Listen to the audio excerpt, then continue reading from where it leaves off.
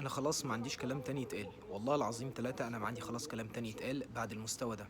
الراجل ده لا هو مدرب، ولا يصلح ان هو يكمل مع ليفربول، ولا يصلح ان هو يفضل مكمل في اداء ليفربول كمدرب لليفربول.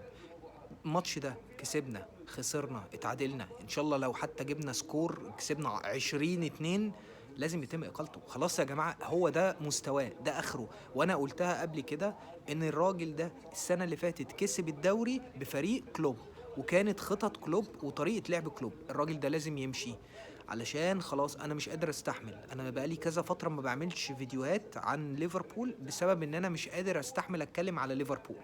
لازم سلوت يمشي، كفايه. بغض النظر عن نتيجة الماتش، بغض النظر ايا كانت النتيجة ايه، بغض النظر عن ترتيبك في الدوري، بغض النظر عن حاجات كتير، سلوت لازم يمشي بعد الماتش ده نهائي.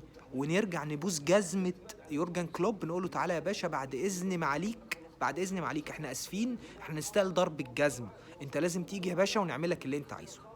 ده خلاص. انا اكتر من كده يعني، انا بحاول ان انا انتقي الفاظي عشان ما اقولش كلام ما ينفعش يتقال. الراجل ده لازم يغور في 60 داهية، لازم بقى خلاص.